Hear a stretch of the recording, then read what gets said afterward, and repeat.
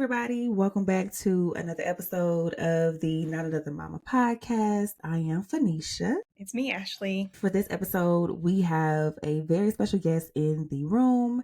Her name is Kendra, and she's that girl to me. She is. She's that girl. Hi, And Kendra it was just a random interaction because I saw that she was advertising for this creatives Bible study. And we all know that creative child, we go through the mountains, the valleys, the peaks, the anything you can think of, child, when it comes to our faith life. And Kendra created this space where creatives can just be.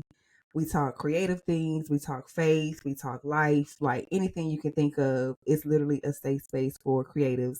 And I really want to talk to her about the recent transition that she made regarding the group because I feel like it's extremely important to know when it's your time to step away from something. So I want her to introduce herself for one, and then also just jump straight into the conversation. So Kendra, talk to the girls. Hi, well, thank you so much, Fanisia, for having me, and also for meeting you as well, Ashley. I've been following your podcast, and I'm just excited to see everything that you're living out as it relates to your truth, and I love the title. When you told me the title, I was like, oh my God, that is like perfect because, you know, sometimes things can become so oversaturated that we end up saying, oh, no, no, no, not one of those, not one of those, whatever that is. But I loved how you leaned into that. And that just lets me know that it's so grounded and it's going to be one of those places where it's not going to be like the others. Even though it's saying that in the title, it's kind of like a play on words. And so I appreciate so much for being here. And for just, God is using all of us. So I just thank him first and foremost for that. But yeah, I guess I'm a mother. My daughter is 22. And I, I've called myself a mother to other kids as well. 'Cause I used to be a teacher for like 13 years. So, and I was always the cousin that the little kids would come to and I would kind of like look after. So I've always had this kind of mothering, quality, I guess you could say. But I'm also a daughter, I'm a sister, a friend to many. I've loved a few. And right now I'm a screenwriter. Of course, having went through the strike and everything, kind of on the other side of that, but still continuing to define myself because I've learned do not define yourself by one thing. It can become it can be pressuring to you, like I am this and only this. No, you are a lot of different things. And so yeah, that's essentially who I am in a nutshell, I guess. Can I just say, when Kendra is like, I have a 22-year-old daughter, I was like, wait a minute, am I, what's happening here? I just like, Lord Jesus, let me age as well as Kendra do with my, like this, Kendra, oh my gosh, I had a moment. I can't believe you have a 22-year-old. Kendra looks all of like 27, 30. Oh my gosh. You know? Yeah, I had her in 2001. I was 22 at the time. So yeah. Oh, how did you navigate that? Believe it or not, I really was looking forward to being a mother. I loved it. I think it's one of the most beautiful assignments God can give a human being. To be responsible for bringing life into this world, like that's such an honor. You look at this world and how things are created, and it's the woman that is chosen as the vessel for that. I'm like, God, how amazing that you would choose me. And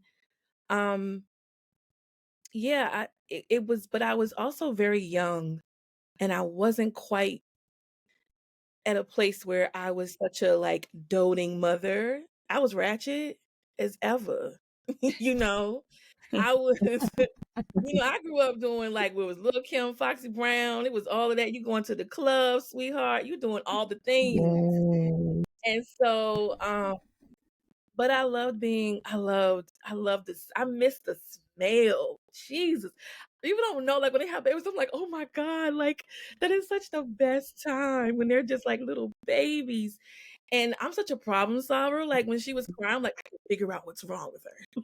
Like, I'm a Capricorn, I'm sorry, but, I would just be like, "Oh my god, like, she's such beautiful," and, like, just to put the little bows and take pictures, like, I just truly loved it, Mm, but at the same time, I was still growing as a woman, you know, and life was still mhm, lifing. And I was, having issues with her father, I'm not gonna lie. And so it was very challenging. It wasn't easy at all. But when I look back now at 44, I so thank God for that. Like it's such a because God hugged me with her. Like before hmm, that, I was just, whoo, girl, it was a mess. And God, like, no, he hugged me with her, like, stop. You're such a beautiful woman. You're such a great person. And I was just like, okay, I'm going to have this baby. And it just slowed me down. It made me think before I acted. I grew patience. Like, it was a lot of times we don't want the hard things, but the hard things those are the things that teach us. That's where we get our lessons. That's where we grow. Without them, we're not doing anything, really, you know? And life only is as enjoyable as the last hurdle you overcame. You understand what I'm saying? Like, I think that's where joy gets to really be expressed when you can look and see where you came from.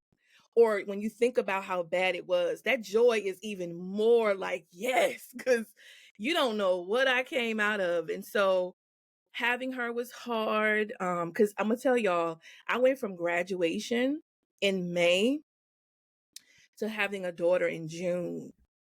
So a lot of who I was as a 22-year-old, I didn't really get to quite like figure it out like my other friends were doing. Like they were figuring out careers and do I want to move here and life after college and stuff like that. Figuring out my whatever. I was over there changing Pampers, mhm, trying to put a baby to sleep, baby getting colic, you're just dealing with all the different things. yeah, And, I just feel like that was just truly God he just put his arms around me with her. And so, yeah, that was having a baby at mm, 22. wow. Aw. Okay, so before having Jabari, I'm gonna just tell you right now, I have not always been the most faithful. I haven't always been the most leaning on God when I should be, especially in times of hardship. You know, this hyper independence that I have has also extended to my faith, where it's just like, Mhm. no, I don't need anybody, even God, Jesus. Like, there was one time I just refused to pray, to lean on Jesus. Right now, this is pride. It's something I think of. It's a number of pride and not having faith in myself and not knowing how to let go and let Jesus, right? So I struggle with that. I still do. To this day I struggle with it. But I did notice a marked difference when I had Jabari. Like I have it's almost like a light switch. And yeah, I feel like my relationship with God is always something like, God don't care shit. God doing his thing. But me on my end, I always feel like it's always going to be a tug of war. But since having Jabari, it has been easier to talk to God, and I think that's because like Jabari is that blessing embodied, right? Like I can see my baby. My baby is the blessing. He's here on earth. He's with me. And now finally I can say, like, oh God, like you have been looking out for me. You have been watching out for me.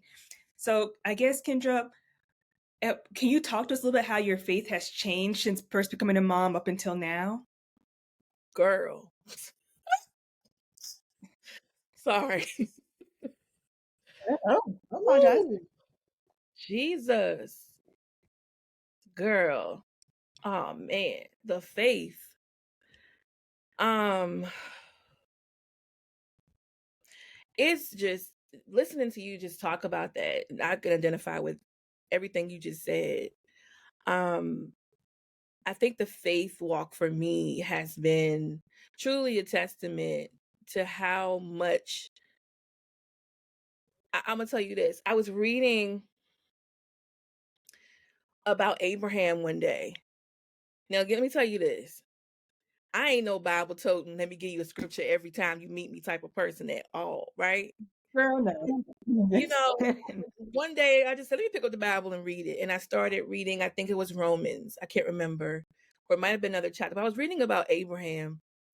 And what stuck out to me was God called, or Paul rather called him righteous, not because of his obedience to the law, but because how diligent he was in his faith walk, that he believed, even in old age, that he would have a son. He just kept believing and just kept believing and just kept believing it. And I just said, wow. Because normally the way we look at faith, and it's so easy to say, right? Like, faith is the substance of things hoped for and the evidence of things not seen. And you can just like, oh yeah, girl, I'm gonna take faith out. Right? Faith is one of the hardest, because what God So has to do, difficult. yes, because what Mm. God has to do to test your faith is put something in front of you that even you can't understand. Like you trying to figure out, okay, how I'm gonna get out of this. Okay, that didn't work. Okay, what about this? None of it is working. It's purely walking by faith. Yeah. And I'm gonna tell you, I have been so hard-headed. I have been one of those, I can figure it out. I'm very solutions oriented. If all I gotta do is this and I'm gonna get the results, and it never works. It's always God saying, girl, have a seat. Because what I've recognized is Mm. it isn't necessarily obedience to do things right. It's simply being obedient to the surrender posture of allowing God to use whatever he's going to use to work whatever that thing is, or whomever that person is, that you may even have. It could be a conflict. Maybe you need, I need this to work. I need this. And it's like, by faith, you're going to have to walk this out with this person, this child of yours, this man of yours, this mother of yours, this best friend of yours, whomever. It is by faith you're going to have to love them. Trust me. Like, I can't even look at the person, Ashley. Like, I'm over here going, if you, like, how we look at people and we're like, if only you would do this, like, it would be so much better. Mm. And it's like, That no, that's conditional love, right? right. And it's like, God is like, I don't even do that to you. Like, Love. no, like, you have to love. And that's something that I'm working out now, because you know what I'm recognizing, Ashley? And trust me, I am so like failing forward in a way. Um, but it is by love. It is by grace. It has, I can't even let me tell you what I've learned. I don't even care no more about what people do no more. I don't. I care more about my feeling about it, because we can't control Yeah, people, same. right? And so it's like, Same. God, I Yeah. know how I'm going to react. You could put another person in front of me that's going to do the same thing. I'm going to have the same react. You know what I'm saying? It's not them, it's me. You're trying to teach me something. And I'm trying to figure out, okay, well, God, how do I walk by faith? Abraham believed all the way up into old age that he would have a child, and you called him righteous. The Bible said he didn't even fall. It wasn't even about following the law, Moses' law, none of that. It was the fact that he believed. And I'm like, wow, that is so interesting. So all I have to do is have faith in you. But in a lot of that having faith, we have to die to self. We have to die to our expectations of people. And I got this thing called get back. I could be petty as hell. You know what I'm saying? Like, I can be a person that, I remember what you did to me, and I'm going to withhold my love because of how you treated me. But God is telling me to love them anyway. Not that I become a doormat, but that I don't hold any fault to them, because at the end of the day, everybody is trying to figure it out. Yeah. Faith for me, every single time I have gotten caught up in myself, trying to do it my way, trying to figure out people according to my own understanding. Hello, Proverbs 3:5-6. And God is like, no, Kendra, I am stretching you. Because when God stretches us, it's typically with our faith that he uses that tool to stretch us. And he's like, I want to give you Oh, more. I want to give you these opportunities. I want to give you whatever that thing is. But in order for you to have it and to use it and glorifying the kingdom and glorifying all of that, you may have to die to some of the stuff that your mama taught you, that your daddy taught you, that the women in your family do. You may have to die to some of that. You might have to put petty in your back pocket and put it in like that may take all of that away from you to the point where here's the thing. It's like we have children. Think about, you said you had the child and you learned a little bit more. Maybe that was God for all of us, including myself, giving us a little bit of his image, how it feels to give birth.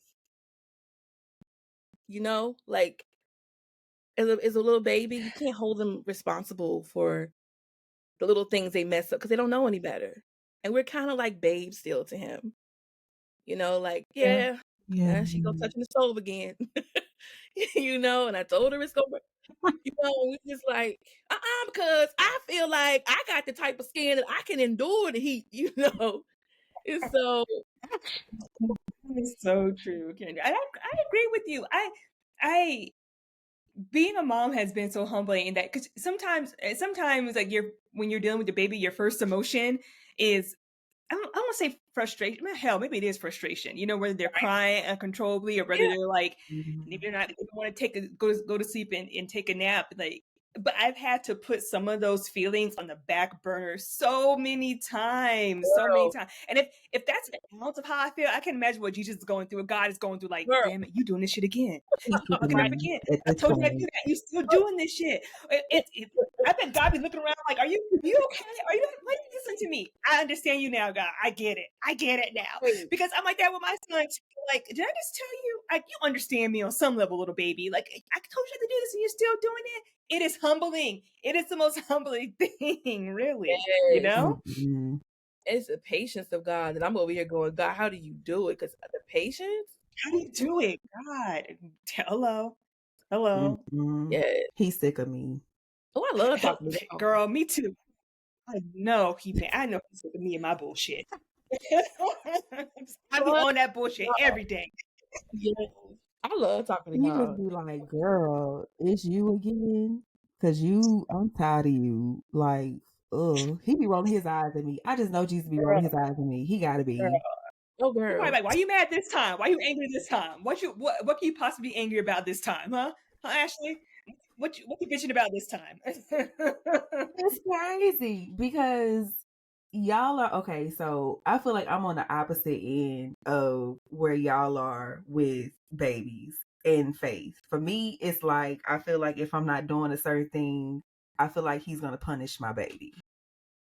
Like he's gonna take it out on him because I know I need to like have a better relationship with him. I know I need to start my devotionals. I need to be like just on it a little bit more. And I feel like I was like that before I got pregnant.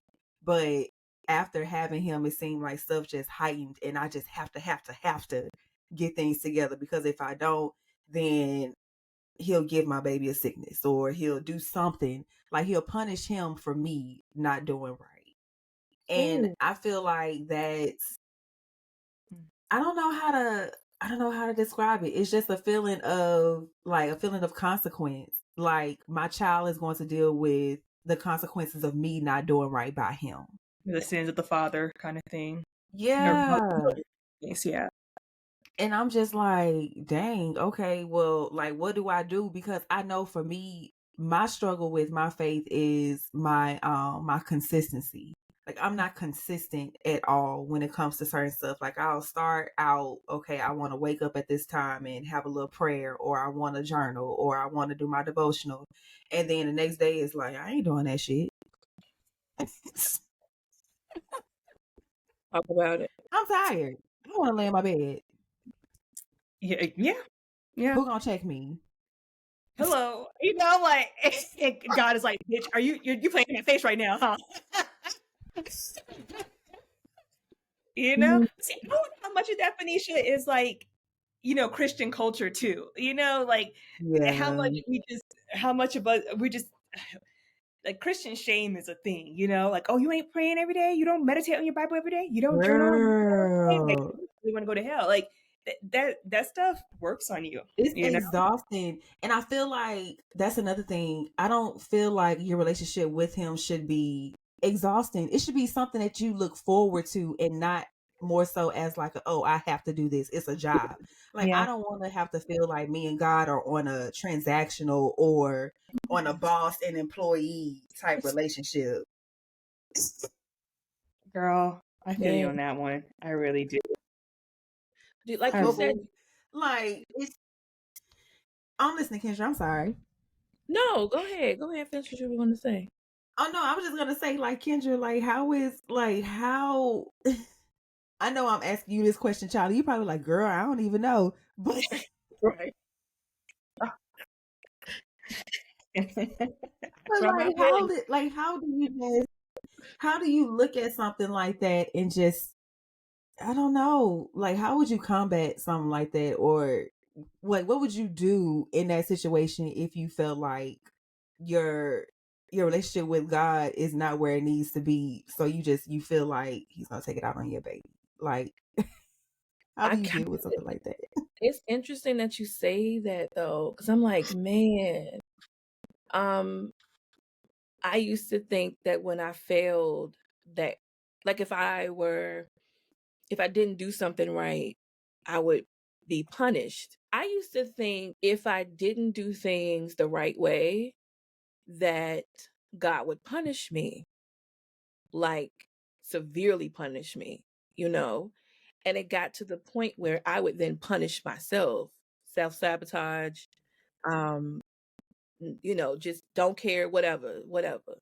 Found out later, much of it was attached to the way that I was parented, by the way that my father specifically parented me. Because what I learned was that um, my father became my God. And so the way in which he ruled on his throne was how I then saw myself. And so, however he reacted to me was then what I then continued out even into adulthood. Even now, I have to check myself because if I don't do it the right way, I would have no grace.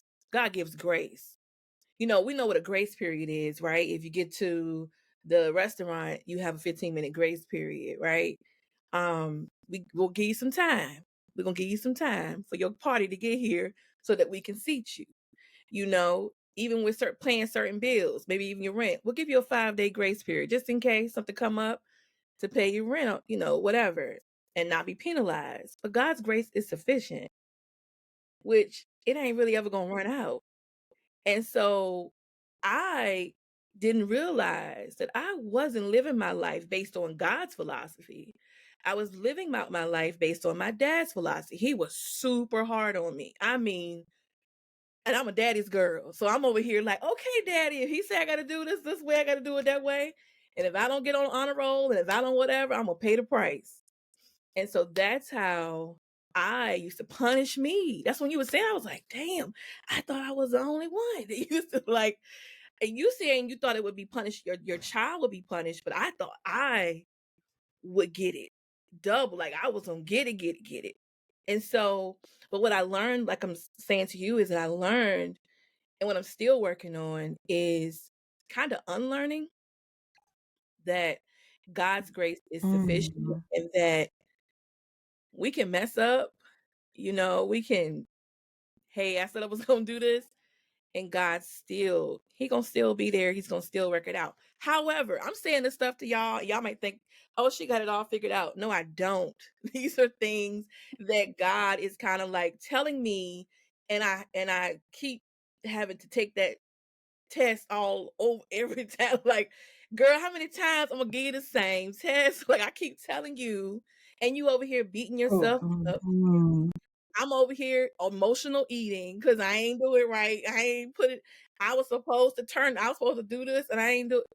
And then again, like what you said, Ash. Like some of that really is hustle culture. a lot of it is like even the church. Church is big. I remember somebody said that church is where cancel culture started. Like, they don't got no patience. They're gonna be like, you going to hell, and you just put yourself in like, girl, you are treating yourself worse than how Jesus treated himself. Like, no, it's a lot of us. I think really, truly, Fanisia and Ash, like we got a lot of unlearning to do. I think the more we get closer to God, I think we're gonna be unlearning as we get closer. It's gonna be more unlearning is happening. Like y'all know that saying, the more I forgot how it goes, and I think Erica Badu said it, and a lot of other people have said it, and I live by that today. People used to say, I used to be like, oh, okay, but I live by that today. The more I know, the more I realize I don't know nothing at all. I don't know shit. Yeah. I don't know a damn thing. Every time I Not think I a done damn figured thing. out, nope, nope, that ain't it. Nope, that ain't it. Yeah. That ain't it. Wow. That's why it's better to just live in peace. Hmm. I'm sorry for cutting you off, Kendra. No, you don't have to apologize because I got this old ghetto internet over here. Mine too, girl. Mine too. I told my dad a few days ago, you need to fix this ghetto ass internet in this house. Like, come on, Dad. Girl, I'm over here with the spotty Jenkins. But go ahead, girl. I'm sorry. Go ahead. I don't. You're fine. I was so there's this movie called The Balcony, and it is a foreign film, and I believe it's centered around Orthodox Jews, and basically one of the things that happens in this movie is that they're all in this house of worship. They're all worshiping, and the women are up on a balcony at the top, and the men are on the ground, and like the balcony collapses, and people get hurt. I think someone dies. I can't remember, but it basically shuts down the church for quite some time. And in one of the scenes, it's one of my favorite scenes of any movie, and I always think about this, and it really has colored my relationship with God in a more positive way, believe it or not. The boy is asking his grandmother, he was like, why did God do this to us? And she was like, and I'm paraphrasing here, y'all. I'm going to try to get the feel of what she was trying to explain to this little boy.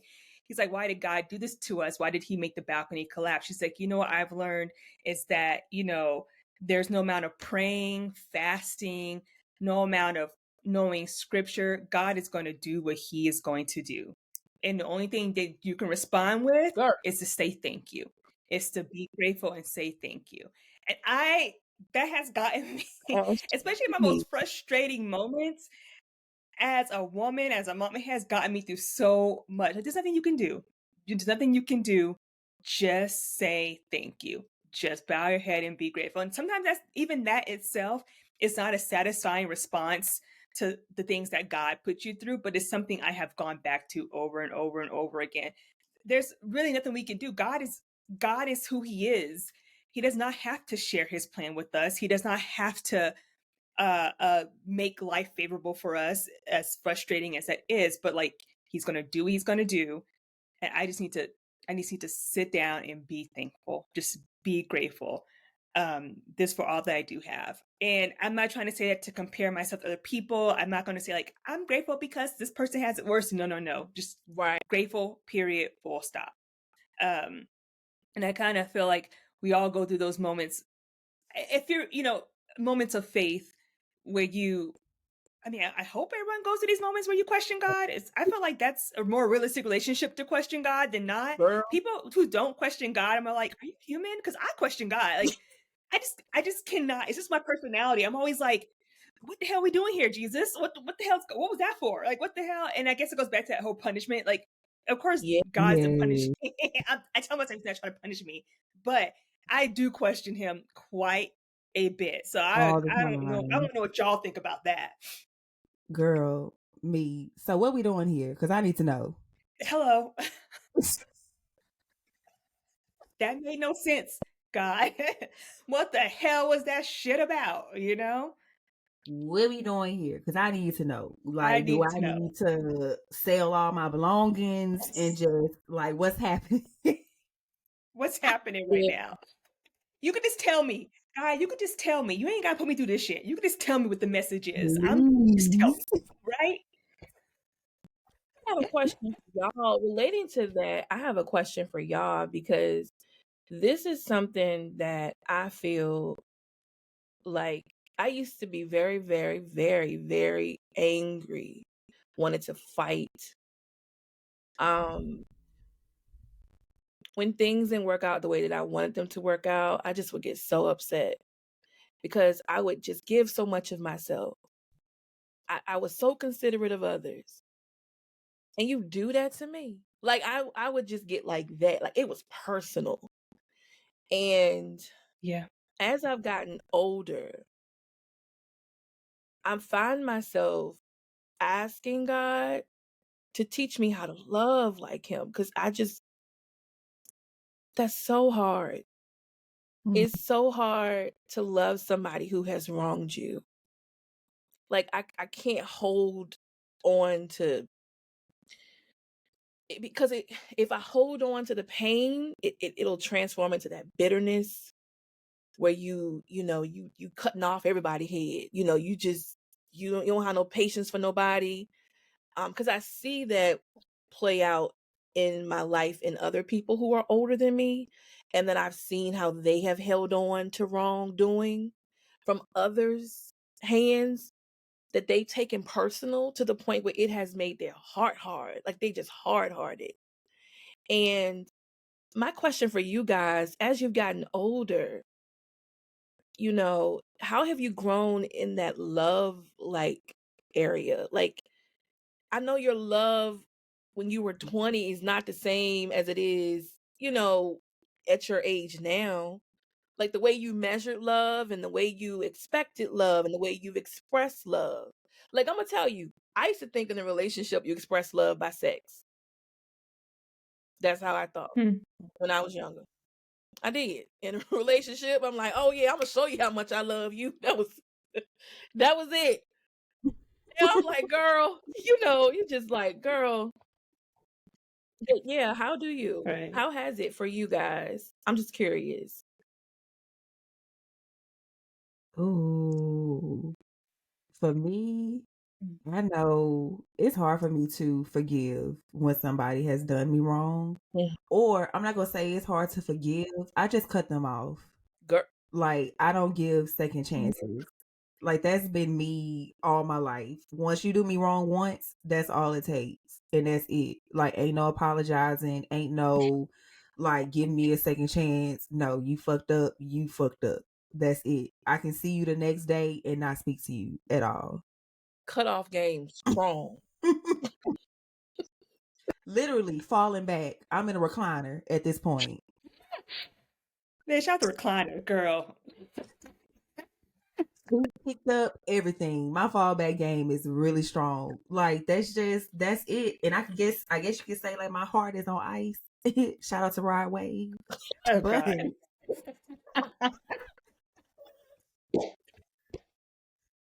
I mean, that's me. Like I don't know, and I don't know where I get that from. I don't know who instilled that in me, but I have been like that. I feel like since I was a teenager, like 13, if somebody did me wrong, I let it go. Like I don't force people to try to like do right. Like, oh, okay, you gonna stay that way, then stay that way.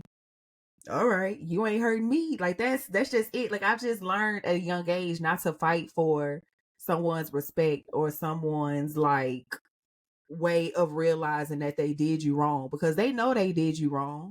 Like it's not your job to like reprimand somebody for doing you wrong because eventually they gonna deal with the shit. So it's like, why do I need to make that my job to let you know how you did me wrong? No. Like that's not where my energy needs to go. And y'all, this is at a young age. Like, I don't know where I got this maturity from for one. Cause I'm just like 13, 14 years old and I'm telling people, okay, you ain't gotta be my friend. Bye. Like, I don't know. I don't know where I got that from. But yeah, my forgiveness, I don't know. I'm definitely holding on to stuff. I can say that with certain things, but not with all things. But certain stuff is like, yeah, I'm going to hold on to that and just know next time I see you, I don't see you. So in a relationship, so my question for you is, when it comes to love, how is love affected by that for you as you've gotten older? I know they say as you get older, the game get colder. Hello. Oh, Kendra, Lord have mercy, child. You asking good questions. Uh-huh. No, I'm just asking. And, you know, a lot of this, y'all, I'm gonna just full disclaimer. I'm a writer. As a writer, I have to write for all kinds of characters. So I have to have compassion and understanding for a lot of different types of personalities. You know, like Kendra is I'm like, what the hell wrong with you? But then I have to like understand why people maneuver the way that they do so that I can write from them from an authentic place, right? So here I am, like starting to understand certain things that I used to be like, oh hell nah, you know? And so that's why I'm asking you, when it comes to ooh, put my writer brain on. Is love a villain for you? Or is it your superhero? Can I say both? Ooh, come on, girl. Give me that honest Like, answer. it depends on. I love it, I'm girl. just saying, like, can I say both? Because Yes.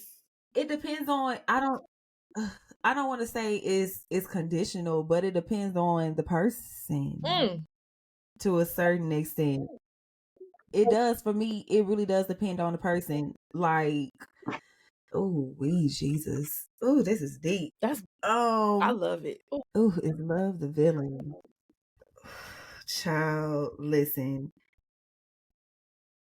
I'm gonna say it's both, because on one end of the spectrum, I've dealt with this love factor from like my dad, and then on the other spectrum, it's from like relationships that I've been in. But the one that hurts me most, I feel like, is my dad, because that's your dad.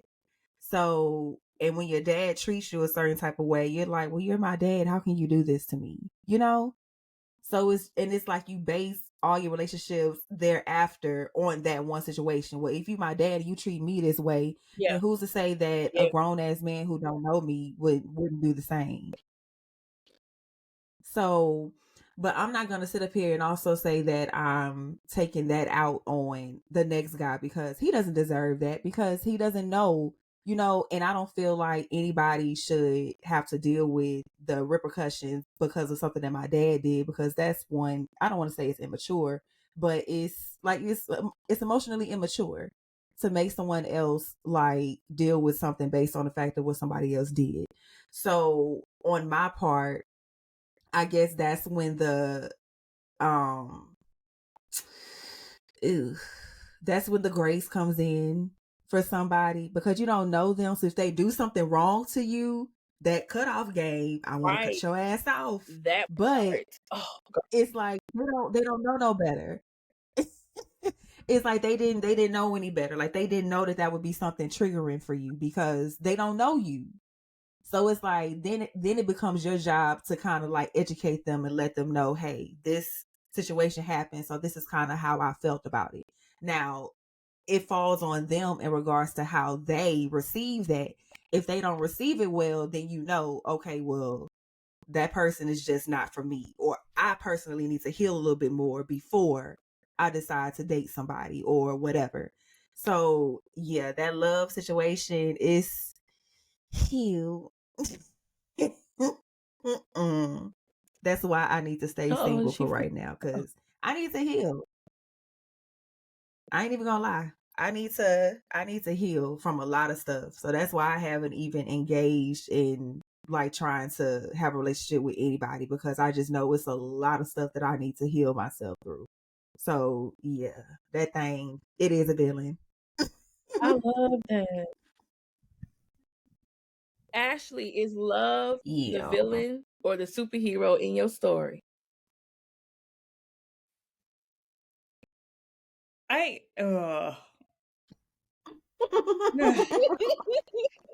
Oh my god. I feel like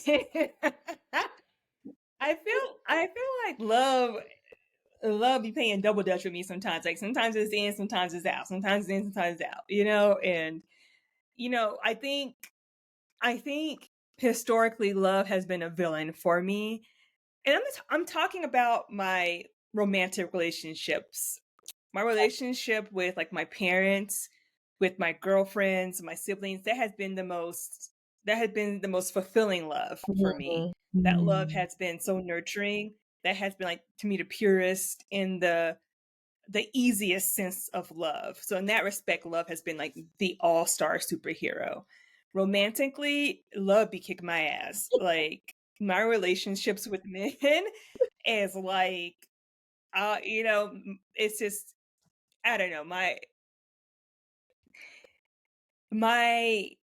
my hope, my prayer is that this gets better, but I don't see it working out for me in terms of like a long-term romantic love.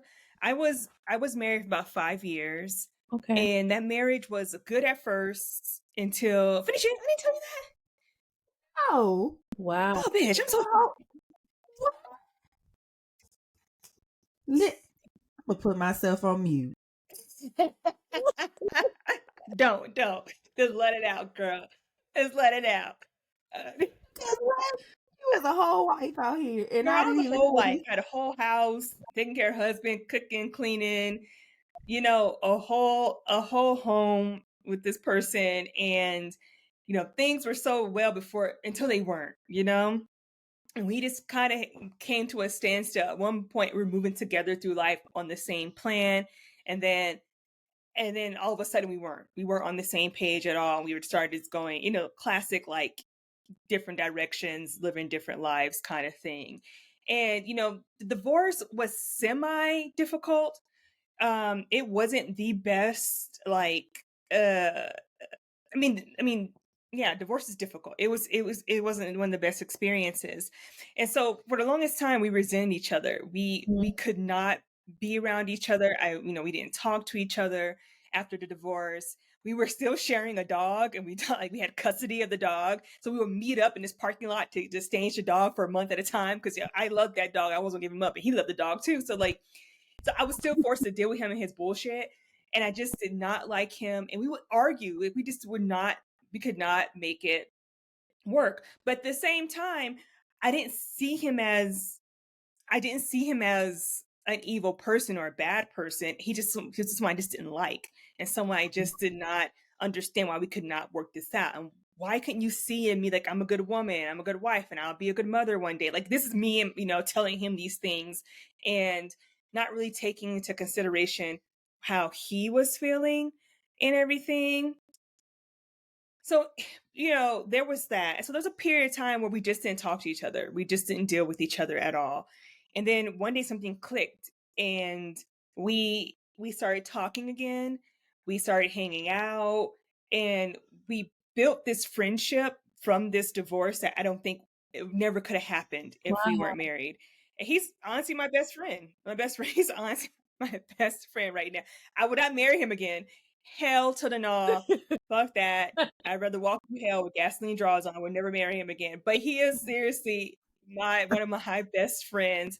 I can rely on him for anything. I go to him, ask for advice, and vice versa. I know his girlfriend. He knows he was the second person I told about my pregnancy after the baby's daddy. Like he's just been him and I have just been really cool. So I think that has really shown me, like, in my heart, given the right circumstances, or even not right circumstances, but just given the chance that I can, if I don't lead from a place of fear and anger, frustration, Ooh. if I lead from places like love and forgiveness and grace, that I can be happy, especially with those people who have done me wrong. Now I'm with Phoenicia on something. Some people, baby daddy on this list, fuck y'all. I don't No. want anything to do with you. I don't care. Yes. Some people are like that. I just don't. I have no time for you. Why am I going to cultivate that relationship? Good. Forget you. I don't want you in my life. Gangrene, cut you off at the knee. But then there's other folks in my life that I feel like if we have fallen out, it is in my best interest to make it work, to cultivate that relationship. Heaven forbid Yeah. Fanisia and I have a falling out. I'm going to try my best to cultivate that, to fix that, repair that broken relationship. If I have fallen out with my sister, I'm going to repair that.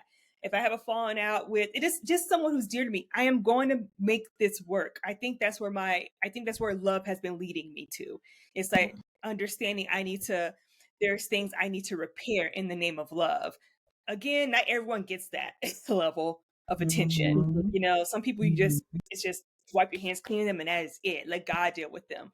But I'm really trying to do better with leading with love, especially when it comes to my close circle, to have that type of grace with them.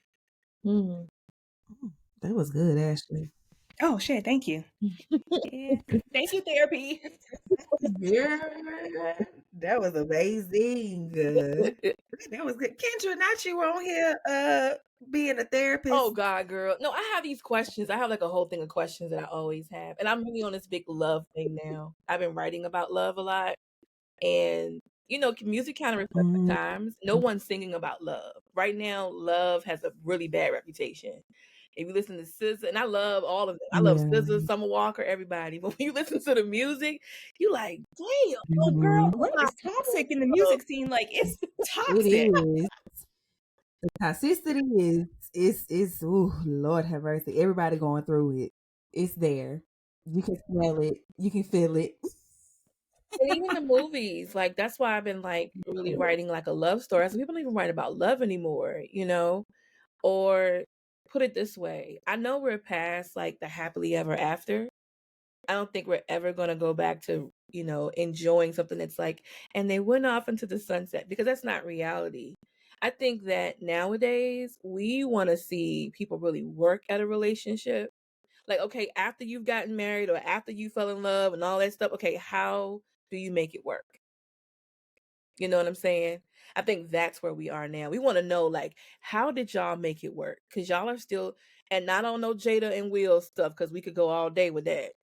But, you know, that's a whole other conversation. But real people with feet on the ground, okay?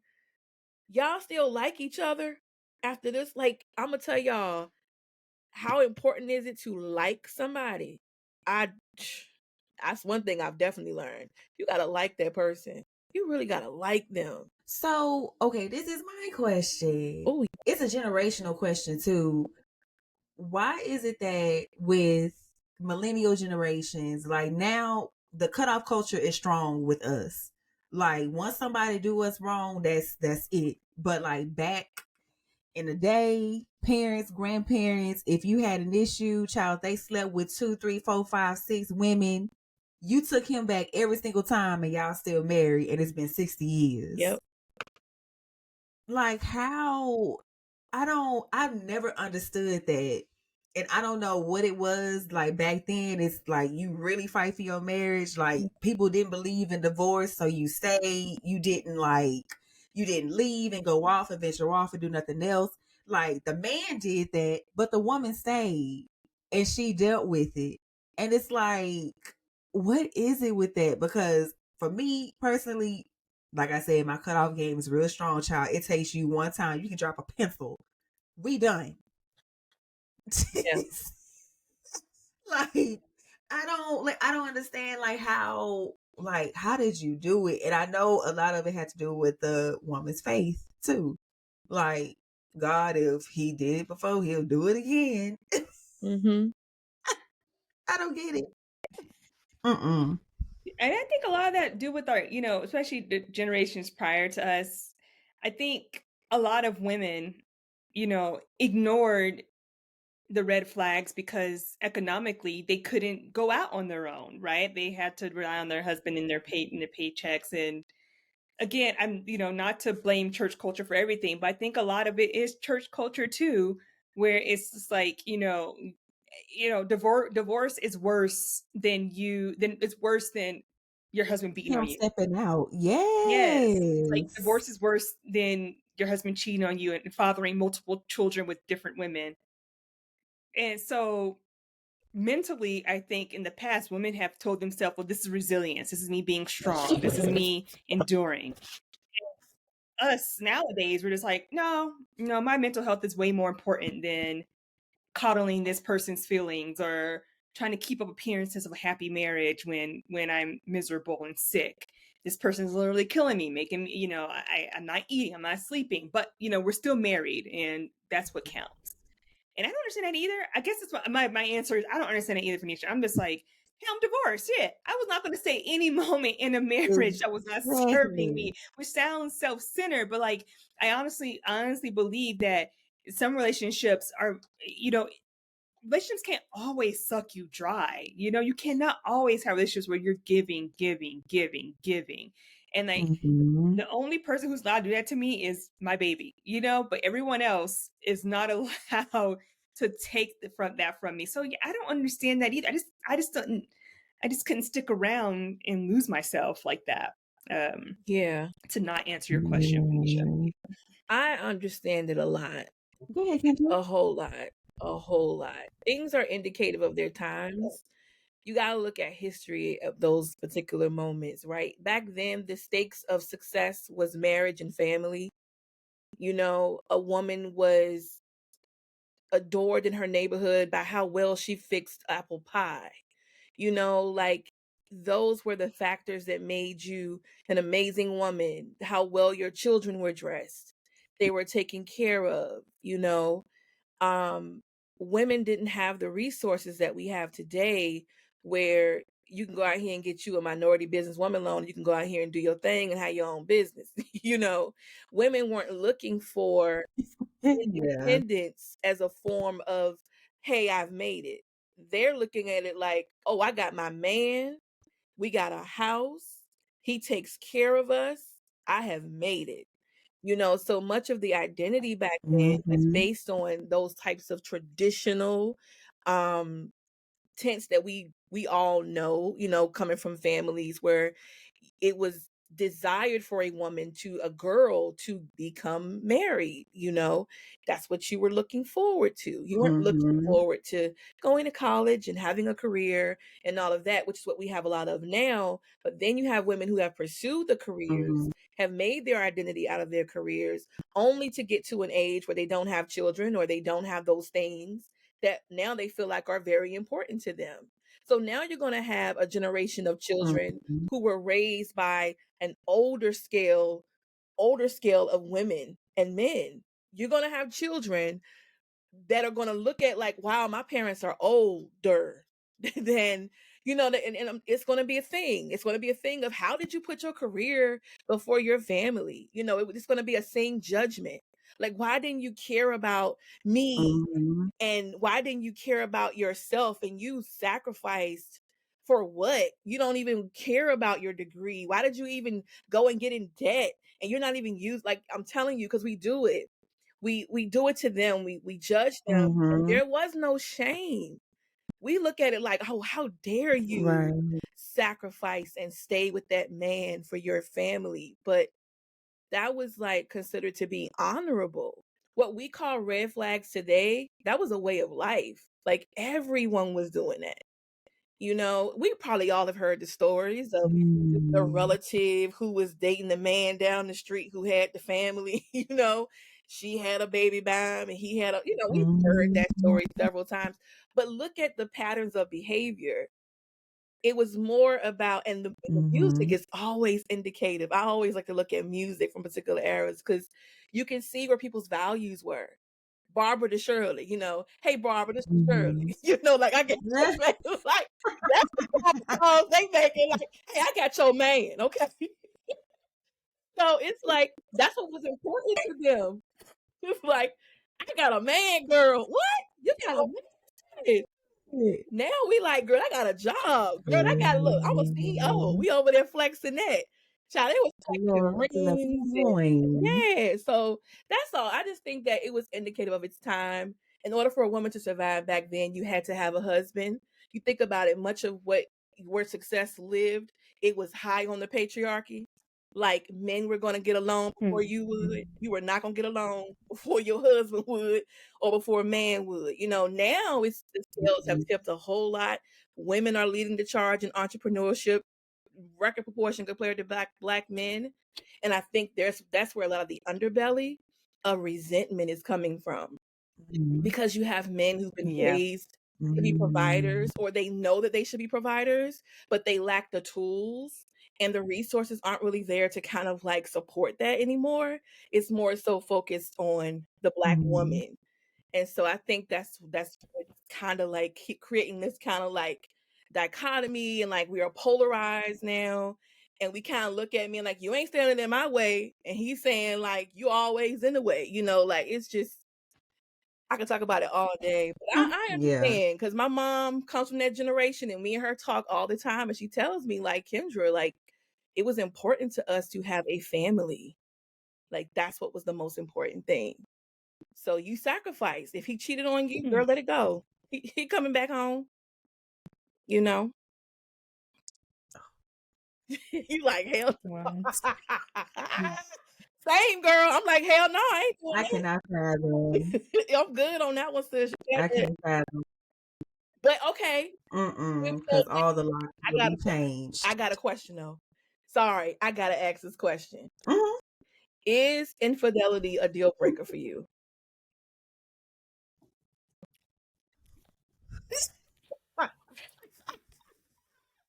I'm saying though, is it really a deal breaker? Is it one of them like, all right, now don't do it again? Or is it no? Because I truly believe it. If you will do it once, you are going to do it again. Because one, why did you feel the need to step out in the first place? Because I can honestly say, if you case in point, if you gonna marry somebody, okay, let's just say I just got married, child. Me and my husband, we in bliss, okay? And I find out that you cheated on me. Then that means that you wasn't ready to get married to begin with. So why are we married? If you knew that you had the ability, or you wanted to step out on me, or you was talking to this person while we were engaged. So why would you want to put me through that if you know damn well you wanted to talk to this person? So it's kind of like, you knew what you was doing. I'm not about to sit up here and be like, oh well, let's sit and talk. Let's sit and talk about it and try to figure out, how we can make this work, because we just got married and so on and so forth. I don't give a damn. If you cheated on me, get your shit and get the fuck out. Yeah, I'm with Fanisia on this one. I'm about to get this ring appraised, and guess what I'm about to do? We're going to the pawn shop. Because absolutely not. And I understand, maybe that's where that villain, like the love villain situation comes in, because I do understand, if you truly love somebody, you want to forgive them because you have that love for them. But you also love this person so much to where you'll allow them to hurt you, and you'll forgive what they did and how they did it, and you'll forgive them for doing that simply because you have this love for this person where you can't live without them. Or it's like, it's a thing, it's that hurt that you don't want to deal with, so you just deal with the fact of you got hurt. But you don't want to deal with the hurt of them leaving. Right. So it's like, for me, baby, bye. Because I'm not like, that's like I don't want to say my conscience, but I'm an overthinker. So if you did it already and then I take you back, now I'm thinking about, okay, well, is it me? Like, is it something that I'm doing? Like, is your ass gonna step out on me again? Because bitch, I need to be everywhere. Like, and I'm not even that type of person. Like, I don't have to be under you 24/7 to know what you're doing every day, all day. And if a man makes me feel that way, then no, I don't need that. Bye. Because my conscience, my energy, like, I don't need that. And then I have a baby, I have a son. Oh no. Good day. We was good before you came. We gonna be good when you leave. So get your shit. Tell Barbara to come pick you up.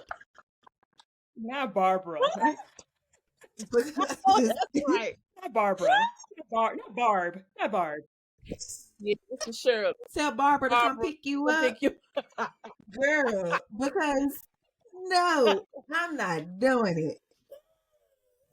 Good day. Mm-mm. No. Bye. I'm done. Wedding dress going up for sale, everything. Cause Girl, you coming up off that infidelity, absolutely huh? not. It is. Like I can't. Like that's just me. And maybe it's I don't know, child. People always say, well, that's coming from a place because you ain't healed or you ain't What? never experienced No. real love before. But I'm just like, No. real love does not leave you with scars seen or unseen. I Agreed. don't think that's what love is. Mm-hmm. That's just me. Like I don't think that's love. Like that's crazy to me. Child love told you to stay and this man stepped out on you. And girl, don't let him get the woman pregnant. Whoa, girl, don't do that. Don't do that.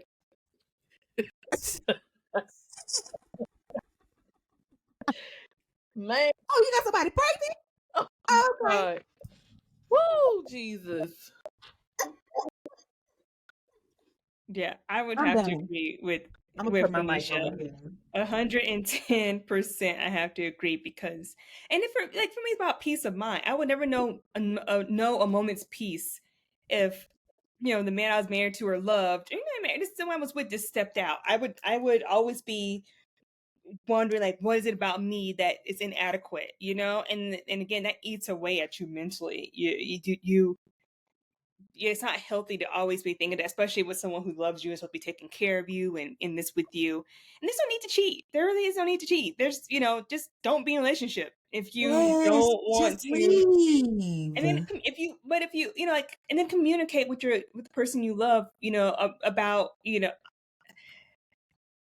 about some of the things in a relationship that may not be working out for you that might lead you to want to step out. What I'm trying to say is I just don't. I just cannot imagine like staying with someone. Girl. If you don't want me, then don't talk to me. Go Hello. ahead and free yourself. Go ahead and yes, free yourself. Girl, I'm about to start singing. I can't even sing. I'm about to start singing the verse. Girl. Take it to church, girl. Mm-hmm. Free yourself. Bye. Yeah, hello. I just know. And I don't think I guess if are we even talking about love then if you're I'm trying to think this out and talk it out at the same time, y'all. So excuse me. So like if someone cheats on you and you decide to leave, I don't know if that's necessarily about love. I think at that point it's about principle.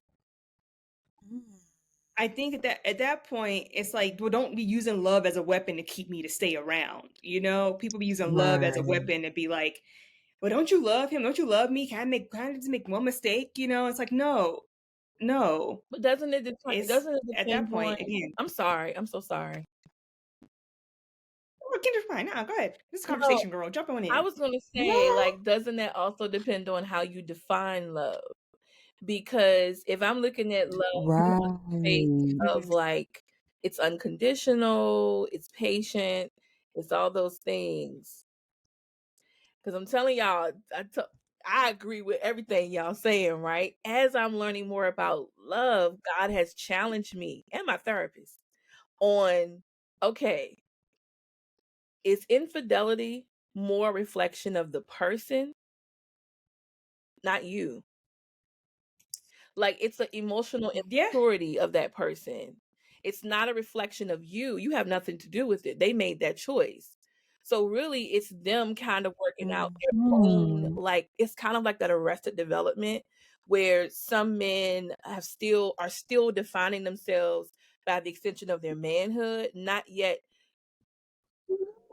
truly coming into who they are. When you are a man, it is harder for you, or I'll say you are more of a man when you can deny the things of the flesh. And so if I am in covenant with this man am I then tasked because of the love to pray for him in his time of falling short? That's my question. That's why I'm like, when this is a man of God, because I'm gonna tell you, you can be a man of God and you can be unfaithful. You can be a man of God and you can be Kendra, I would you need to work it out with God, but pack your bags, you gotta go. Hello, right. You and Work it God out at your talk mama's about house. that. Work it out at your mama's house. Work it out at your mama's house. But you ain't working it out here. And work it out with God and You your and therapist God somewhere else. work that out. Work that out somewhere else. That's another thing I hate. Like with the church or whatever, you taking these vows and you saying all this other type of stuff about the man, and you like God is love and your he brought covenant. man You and took woman that together. vow. So yes. He broke But it. I don't exactly. He broke it. We broke that shit. Go work it out with God. He Peace be broke unto it. you. Love it. And it's like I don't get that. And I feel like people really think that means you have to sit and take all the shit that comes with that simply because you took this vow in front of people. Girl, like, and that's, to me, I feel like that's putting the man on a pedestal. Mm. Like, that's saying that this man can do no wrong. Yeah. So if I take him back, I'm honoring God because I took him back. Girl, I'm sorry, but me and God, we gonna be fighting at that point. Like we getting out there.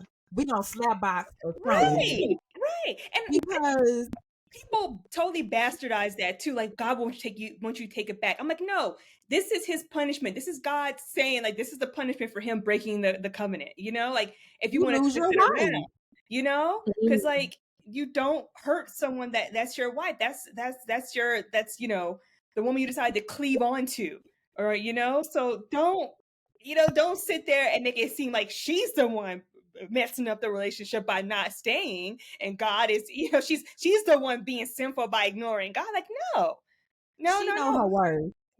She know her worth. We gotta stop using God as an excuse to pull up a bullshit. Yes. No. Thank you. Uh-oh. Girl, and it's like I hate this whole stuff with the I'm sorry, Kendra, you was about to say something? No, I was just going, ooh, child. Like, I'm good.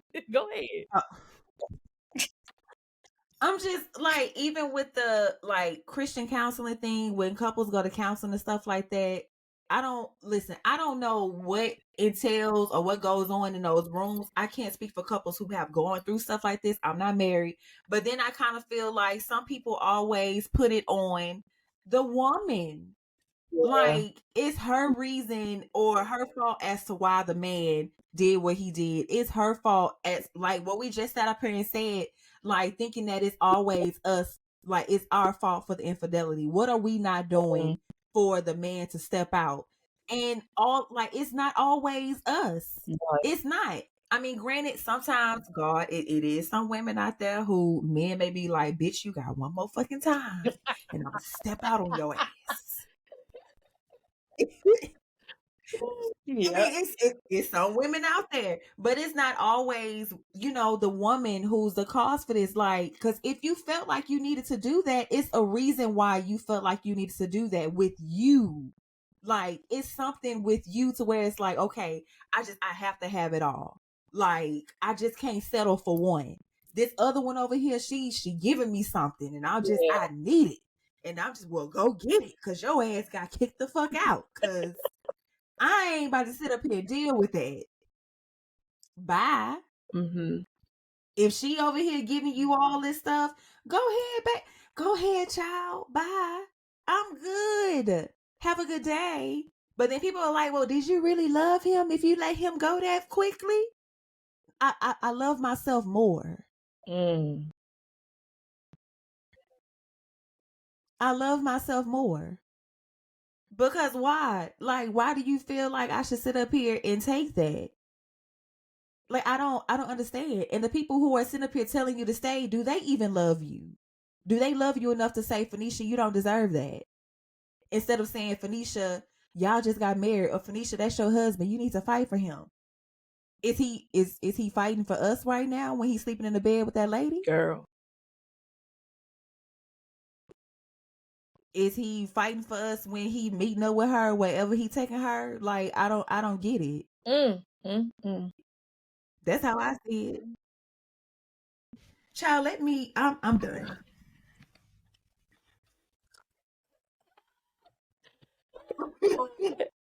I had to ask. Because there are all kinds of deal breakers for people, and not everybody is in infidelity. For some people, it's other things like abuse or or poor communication. I didn't realize how. Oh, girl, let's not get on communication. Listen, Fanisia, I never realized how detrimental communication was to a relationship. I'm sorry. Let me stop. Let me shut up. Go ahead, girl. No. See, listen, this conversation, child, it's supposed to be it's still around faith, because we're still talking about faith and stuff like that.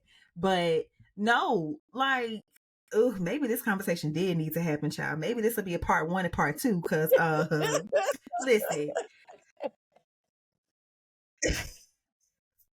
all the things.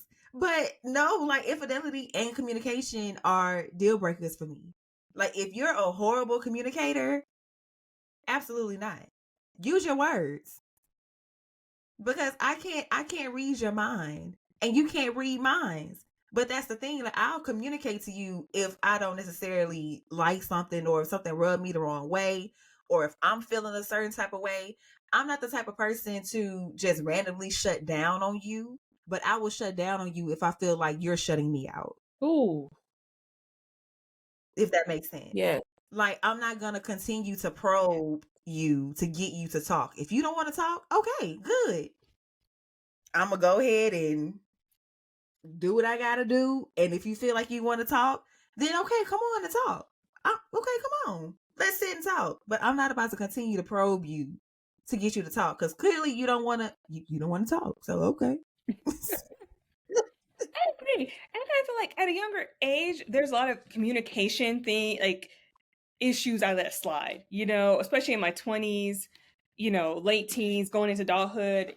I was trying to figure out so many different things, especially my relationship to men, and how I approach men, and how I talk about men, and deal with them. But now that I'm older, I'm just like, no, I'm not going to, you're grown. I'm not going to teach you I'm going to teach you how I'm supposed to be treated, but I'm not going to teach you basic things that we all should have been working on, as we grow older, which is communicating, which is being faithful, which is being solid in your manhood, so that you don't, have these like bouts of anger, or bouts of wanting to step out. I just don't, as the older I get, the more I'm just like, no, I'm not dealing with that. I'm not someone's mother. I'm not, that was one of the things I divorced, like, that caused my divorce. I felt like I was being someone's mom. I'm like, no, I'm not. I'm not your mom. I'm not here to coddle you. And I just have no interest in that at all. So yeah, you gotta learn how to communicate. That's a big thing for me too. I think that's my top 2 as well, Fanisia. Communication and infidelity. You gotta learn how to talk and use your fucking words. Listen, this is the thing. I feel like infidelity for me, I would respect you more if you would tell me, Fanisia, this ain't working for me. Right. That's all. And I'll be like, okay. So a part of me would be like, all right, let's talk. Like, what is it? Like, what's not working for you? Oh, well, I'm just not in love with the situation. Okay, cool. Me, I don't feel like I'm the person who's, once again, I'm not gonna probe you for information, because if you feel the way that you feel, that's how you feel. I'm gonna want to know, okay, well, is it something I'm doing? Did I do anything? And if you say, nah, I just really feel like I'm not a person for a relationship right now, okay, then that means that I'm not the person for you. Maybe that's how I see it. Maybe the way I see relationships, or the things that I'm doing in a relationship, maybe that's you're not a relationship type of person after all. Mm-hmm. I don't know. Maybe that's how I see it. So I don't know. Maybe the things that I'm doing with you, somebody else will appreciate. But right now, you don't appreciate that. So instead of you going out and cheat, just tell me, Fanisia, like, I feel like I can't do it right now. You require a lot of attention, which I don't. I mean, but to some people that may feel like, yeah, you doing a lot right now. So I'm good. And I'll just be like, okay. All right. That's it. I'd rather you be honest with me. Be honest. Instead of going out and cheat. And then you make matters worse because then you get another Fanisia. So yeah. Take the Fanisia that appreciates honesty over the Fanisia who you just stepped out on and cheated on. Because that Fanisia, that's it. It's done. You on my shit list. So yeah. I mean, that's all there is to it, to be honest with you. Yeah. I don't know. I'm trying to think like, how can I weave this back into our theme? But no, I really have nothing else. Well, it's about for that. Right. My question. Well, then if you tie it back to faith, how does faith show up? Because faith is going to show up in everything. It doesn't just stay over here with just things that are just partly for your gain. It can be in the relationship. What if God calls you to a particular man? Maybe what if God is saying by faith, I'm not saying that it's abusive. I'm not saying that it's any of those things that, of course, are the types of things that, you should not tolerate. But what if God is using you in a particular way that you've never been used before? And that faith is teaching you more and more about God and his relationship with you and how he loves you. Not so much about what you're getting out of this, because we love your neighbor as you love thyself. You know what I'm saying? Like, I can only love you at the capacity that I can love myself. Is it possible? I'm just asking us. Is it possible for you to love someone who has wronged you, infidelity, whatever it is, and not to love him in a way where it sends the message that you are a doormat? Because even in that loving him, it may require you to say, I'm going to get divorce papers, but I'm not mad at you. I still love you.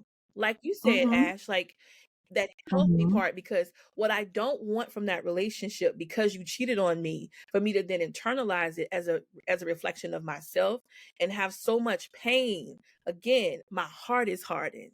I don't trust people anymore.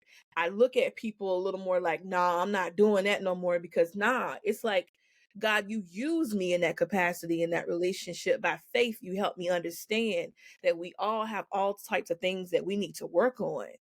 How am I a better woman because of the situation that is more honoring, that's still honoring to you? You know what I'm saying? But yeah, I'm just trying to put the big girl panties on it. Because, I got the petty part of me that's like, I want to get my get back. Who is she? Where's her? I'm getting her Instagram. Like, what's the deal with her? But that fits into like what you said, like the faith of saying, okay, well, what if God sent you this person because he knows that you are the person who may like flip it or change it. But then also, Kendra, you about to hate me for this, but God is not a God of confusion either. Oh. That's how I see it. Like, if this was meant for me, if this was a situation or a relationship that I know God sent to me, why would he throw confusion on top of that when he doesn't even condone confusion?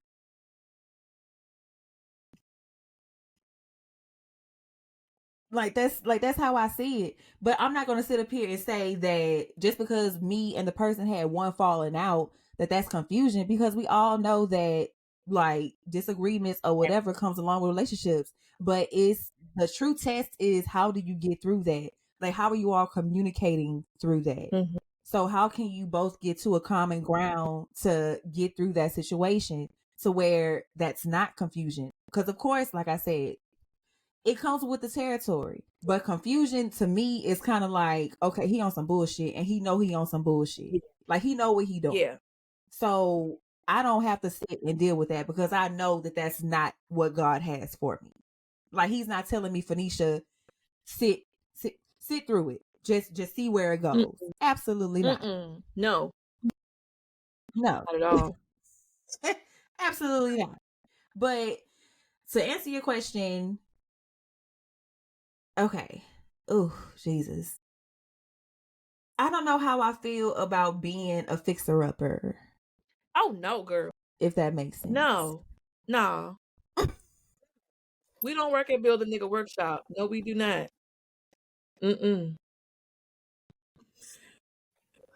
I don't know how I feel about being a fixer-upper. No.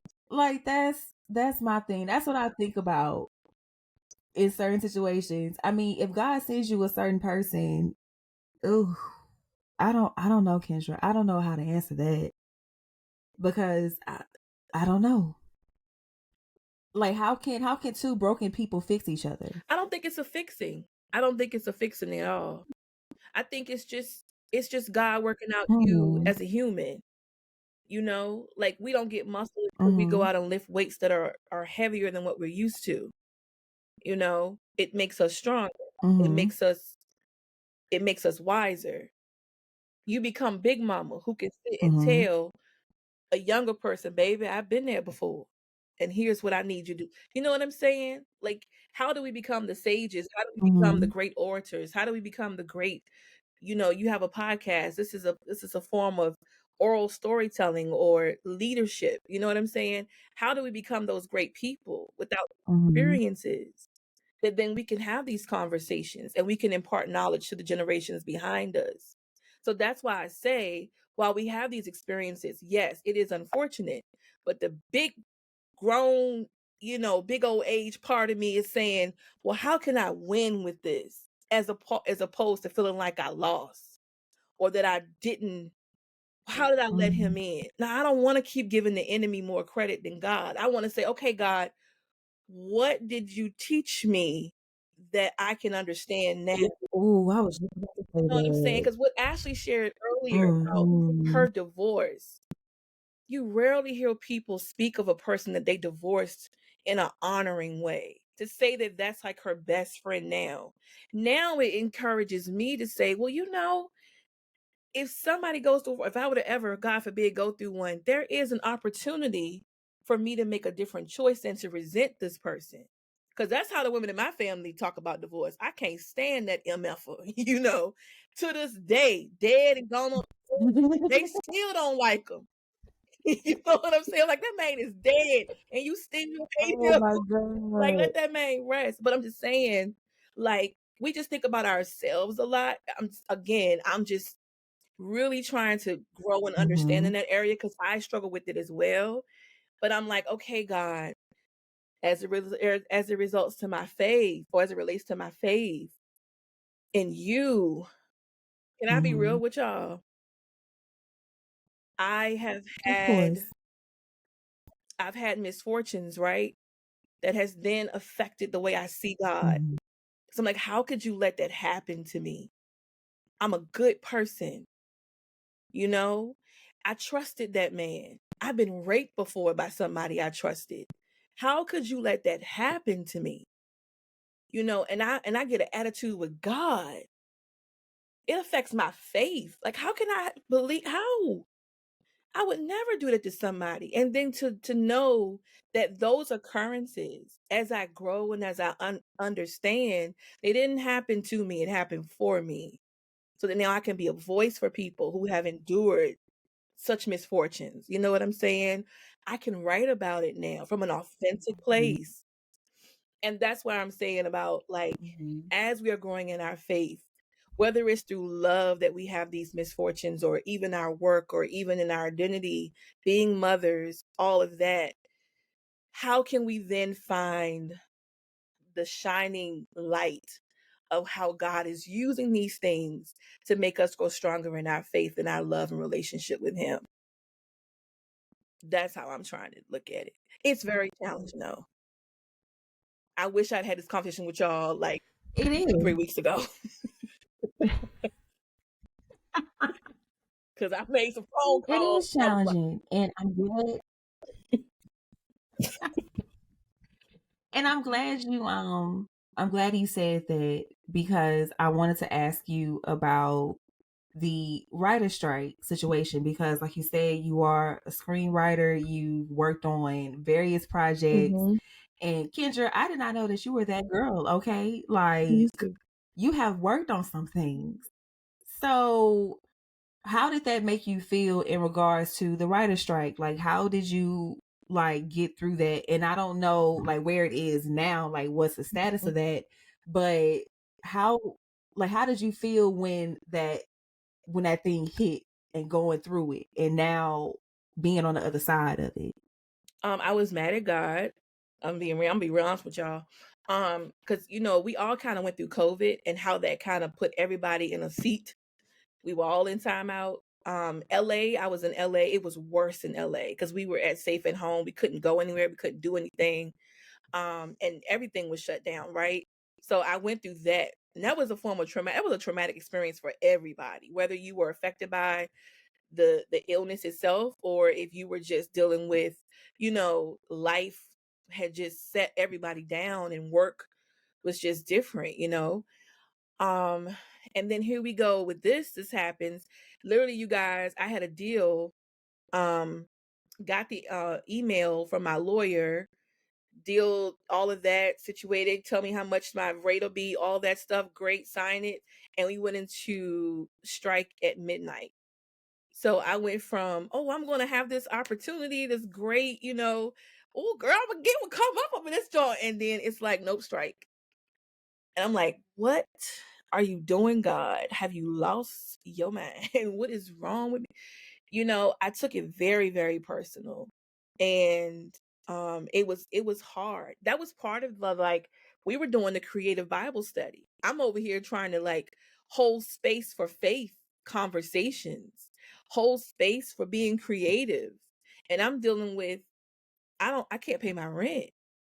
I'm dealing with what am I going to do?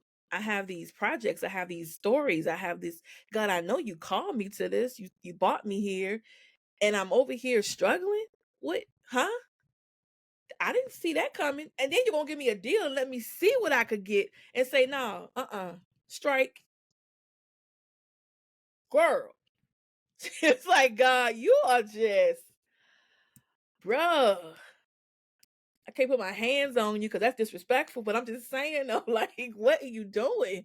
I mean, that's how I'm feeling. Like, and that's being honest because I really sat down, like y'all said earlier. I had questions for God. I was mad at him. I was very angry. And I was like, God, I cannot hold space for this group. And I'm pissed off with you right now. I can't do that. And I just felt like that would be a disservice to what everything that God stands for, the word, all of that. If right now my stuff, I'm over here like I'm good, like you said, like my cutoff game is real strong. And I hate to say it, I'm cutting God off. Like he a nigga on the street. Like, mm-mm. I don't want to deal with you. You cheated on me. you know, Oh my God, I'm so feeling this right now. you Oh my know, goodness. you disrespected I did. me, you know? And I'm gonna tell you that period was more or less about me realizing that I had made God in my image and not the other way around. I was like, Hello, ooh, girl. Come on.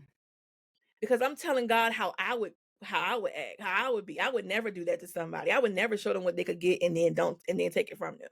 I would never do that to somebody, you know? And this strike, I'm thinking it's only affecting me. It's affecting everybody. From the person who pick up the trash at the production set to transportation to glam to PAs to directors, actors. It's affecting everyone. And I'm like, God, we are in a dry land right now. And you want me to have faith for rain? When you the one that holds the rain, I can't make it rain. And you withholding the rain. And so I got to a place where I got mad with God. I went through all the emotions. I feel like that's what God wants you to do. Just go. You know how your kid, I don't know if y'all got to that place yet. Wait, throw a little tantrum, and you just let them go ahead and just fall out and do everything. And like, yeah, go ahead, kick your feet, do all of that. I know you mad at me, you can't stand me, whatever. Okay, you'll get over it. And then once they get over it, they can get to a place where they can receive, or at least be at a place where you can have like, okay, now I can talk to you and I can have some understanding. Kendra, this ain't got nothing to do with you, and I'm God. And what I want done on this earth, I'm gonna get done on this earth. And there's certain things at play right now that while you may not realize it, it is for your good, not just yours, but a whole bunch of other folks.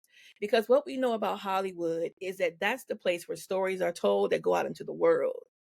And I realize that there are certain stories that need to be told for a specific time for specific people with a specific type of mind that can receive it. And so sometimes what we think is like, oh, I shouldn't do this, or, oh, you're trying to say, no, God is doing something that's greater than you. And you have to ask God for the patience and understanding. Here's what I know. Y'all, what was wrong was, oh, come on, God, give it to me. What was wrong was God was giving me manna, which is bland, which is not the leeks and onions that I'm used to. I'm used to, oh God, I got the money so I can go and I can eat here, and I can go to Chow, and I can go here, I can go to Bow Steakhouse, and I can go here. But now you're sitting me down and saying, get on food stamps and eat just this. And I'm like, but that's, he's like, no, I said I would provide for you. Eat that, be satisfied. So you got the lust of life. You want all of that. And I'm trying to get you to see the luxury in you, the goodness and the greatness and the how amazing you are. Your gifts are luxurious. Your name is as grand as a Louis Vuitton or a Gucci, and you over here mad because I took the money from you to be able to purchase the thing that you think got a greater name even than me. See, sit down, daughter, and reevaluate how amazing your gifts are. Girl, let me tell you, when I tell you God sat me down, and so many other people, why are you over here serving this industry that I'm putting to sleep? Hollywood is not your God. I am. You don't need them. This world has gotten so flat, and I have given y'all so many gifts that you don't even need to go to a studio in anybody's place to do anything. You can do it from the comfort of your home. Why are you over here asking this land, this dry land, for anything? It's not gonna give you nothing no more. I gave it to you. He said, I told you to go out, be fruitful, and multiply. I told you you could have dominion over this earth, and you sitting over here thinking that you got to have it in Hollywood when I'm saying you can go wherever you want to go. I'm not forcing you to do nothing. You are not a tree. So I packed my shit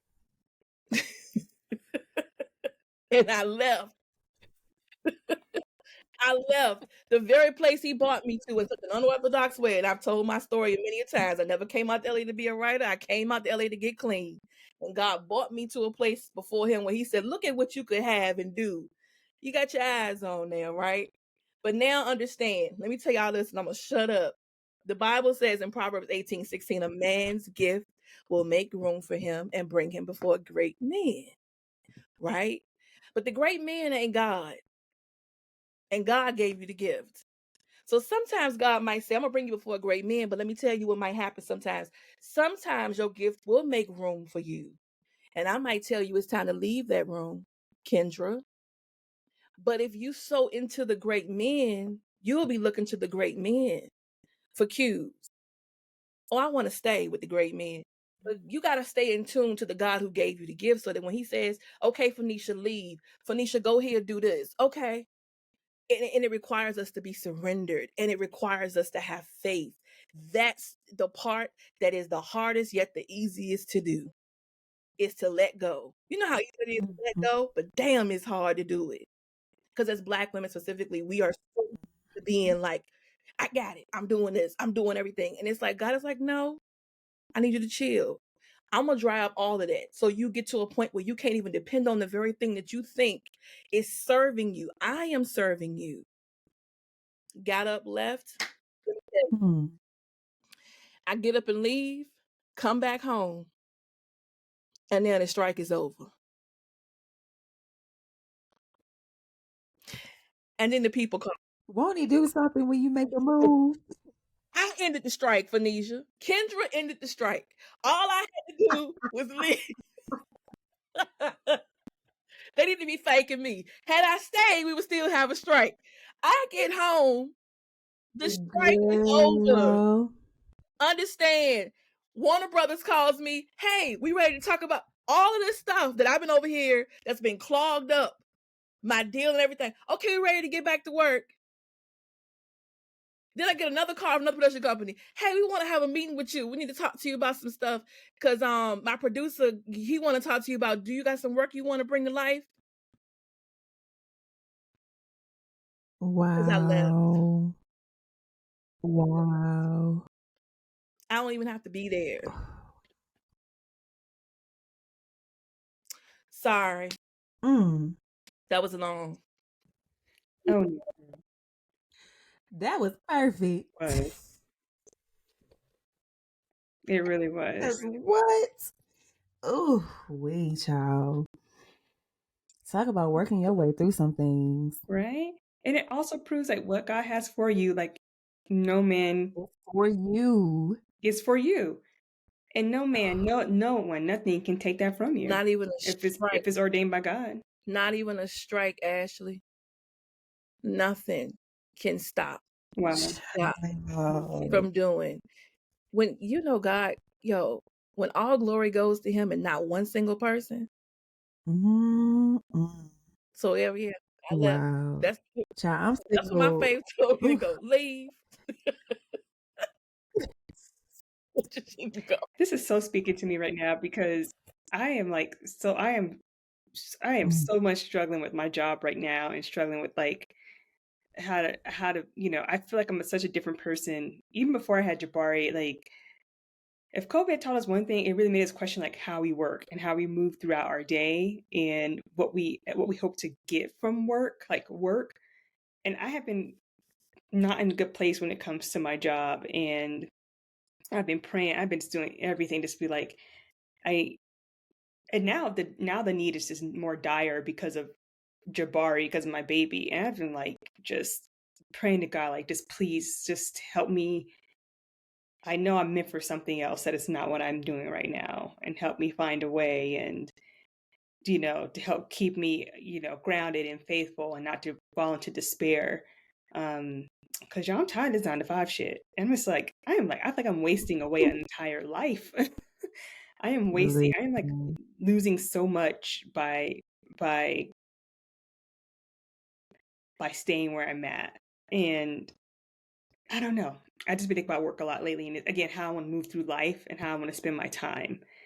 And work is a big issue with how my time is tied up. So, anyways, that's it's just good to hear from you, Kendra. Like to leave, like just to step away, just to back off, and that gap is the faith, right? That's where it is. That's where that faith lives, is right there in that not knowing what's going to happen after you do this action that God tells you to do. And I guess I got to stop being so afraid of like that gap and not knowing, and just like fill that hole with faith. Just so difficult. It is. It's so difficult to be faithful sometimes. It is. I wish it were an easier way to experience it or to say it. But it is truly like, I'm going to tell y'all, I have learned that if you are not in the presence of faith, if you are not operating from a space of faith, then there's always opportunity for nothing but confusion, delay, just all kinds of stuff that is coming to deter you from that. Because that faith is what's giving you more of a personal relationship with God, because then you're depending solely on him. You're seeking him, not your own understanding. You're seeking his, because everything that you're doing, it doesn't feel good. It's not. I remember when I was teaching and I was so miserable and I was like, God, I can't do this no more. I know I'm called for something else. I enjoy so many other things so much better than this. People kill me all the time. You're so talented, blah, blah, blah, blah, blah. I used to get so offended at one point, like, stop telling me that, And then I just surrendered to God. Yeah. I just surrendered to him. But let me tell you, because sometimes the way in which he works, it is so unorthodox. You would think somebody got something out against you. Because the way God worked for me, he trusted me with a certain experience that I thought was sent to destroy me. But actually, God was using it to direct my life in the right direction. And so I feel like in the surrender posture, by faith, I have to trust that even if it looks like a strike, and I'm like, oh my God, how am I going to? It's still God. It is still God. And it's hard because, like I told you, in that process, I'm saying, Lord, what is wrong with you? I am not Job, okay? Like, you're going to chill with this. Like, you are just like trying to take me out. Job already got that story. I ain't trying to write now a book about how you done took everything from me, and so Oh yes. it's just one of those things where he just works in mysterious ways. Look at these babies, y'all. Look, I got one set of ovaries left. Oh, I had a hysterectomy, girl. I ain't even got a uterus to leap no more. But God, I want that baby so bad. Look at him. It's so sweet. Hi. Oh, Hey girl, let me there. have him. Hey there, Please. cutie. Yes. Oh, look at that smile. Oh, Look at hey. the smile. Hi there, little chocolate Oh, drop. Hey there. Oh my gosh, look at that smile. so Little gummy blessed. smile. I don't know. My faith is not, I don't know if I trust God enough. Yeah, Girl. I'm in the same boat. I'm in the same boat, Anisha. Yeah. I don't know if I truly trust God enough. Like right now. I don't know if I'm at that place. And it frustrates me personally because it's like, girl, like look at all the things that he has brought you through, all the things that he has gifted you, case in point. Um like all the opportunities that you have had that once you felt that you were so undeserving. Like, and your faith is just non-existent. What I'm not gonna say is non-existent. It's scarce. Like it's here one moment, then it's gone. And it's Mhm. like that's why I say consistency for me. I fight with consistency so much because it's like, girl, why can't you just get a simple little routine down to spend at least 30 minutes to an hour of your day to sit and talk with God? Why is it so hard for you to do that? And I feel like I overthink a lot. I overthink what that should look like because I Mhm. see what other people are doing. Yeah. And it's like, okay, now how can I figure out what that looks like for me? And when I try to figure out what it looks like for me, I feel like it's not enough because I feel like I should be doing something else. Am I making Yes, sense? ma'am. Yes, Yeah. ma'am. Yes, ma'am. Yep.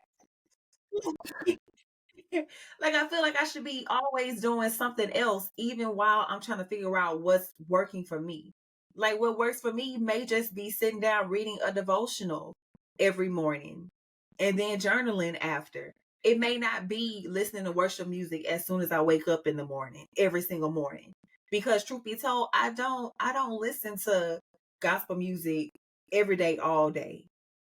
I don't. Like, child, I listen to jazz. I listen to R&B. I may feel rap one day. I may feel lo-fi jazz music one day. And it's like, I just flow with what I'm feeling. And I may not be feeling like the worship music every single day. So that's why it's kind of like, I feel like I'm in a place of confliction because I know I want to be this way with God, but then I still want to honor like me as a person, who I am. And I know I'm not that church everyday girl. I know I'm not that person. And it's like, am I slapping God in the face because I'm not willing to let that girl go? Or is there anything to let go? Or am I just overthinking the shit? Like it's a lot. I It always, is. I always feel like It's a too, lot. like with decline this. I also feel like too, like there's such this idea that faith needs to be a straight line when really like your faith and your relationship with God, at least for me, has been like loop de loop and jags and swirls. Like I'm with you too, Phoenicia. Like I don't know if I trust God if like I wish I did. And my faith, I'm actually a deacon at my church. They see something in me I don't see in myself. They put me on these committees at my church, and they really want my opinion on things. And I think part of me, like, accepting these committees and being a deacon is me trying to forge a strong relationship with God. I know that's exactly what I'm trying to do. I'm trying to be a stronger Christian for Him.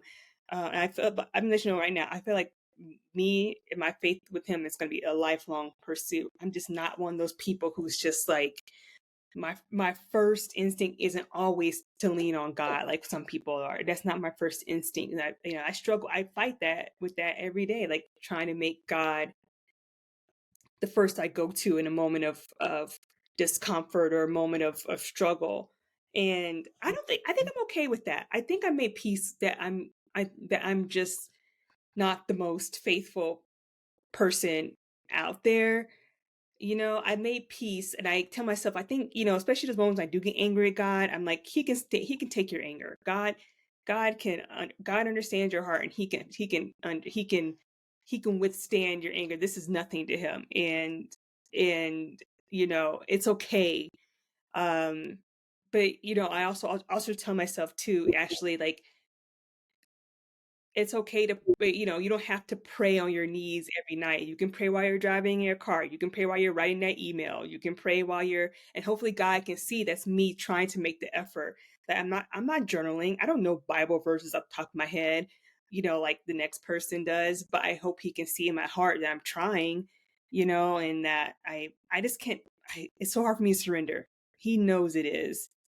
He knows it. Oh my God. I have had moments that brought me to my knees, and it's still been difficult for me to surrender.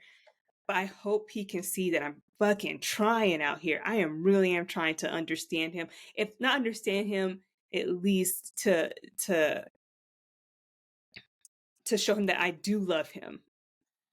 That this is my commitment to Him is a show of love, even if it's not always faithful, which makes me sound hypocritical now that I think about it. We talk about men who cheat. I'm not a woman who cheats, God. I'm not cheating on you, but like, I am trying. That is so, oh my God. So this summer, when, I was going through the whole kicking and screaming, I was talking to a friend of mine who, she used to post stuff on her Instagram like every day. She would post a scripture in her stories every day. And, she's a well-known actress. And so one day I was so upset. I was crying,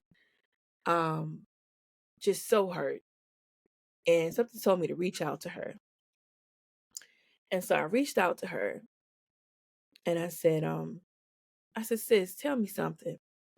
I said, because Justin, you've always shown your relationship with God on your stories and stuff like that. But there was one time I noticed I hadn't seen her a lot. And I said, what did you do when it got really hard for you? Because I knew she had a time where it got really, really tough for her. And she said, I got real mad with God. And she said, I got so mad with Him that I won't even talking to Him. I refuse to talk to Him. And she was like, I shut my Bible. I ain't got nothing else to say. I won't read nothing. I won't do nothing. She said it was the prayer of her friends, her grandma, that got her through. Because she said, I said to God, I've been reading your word. I've been sharing your word. I've been praying to you.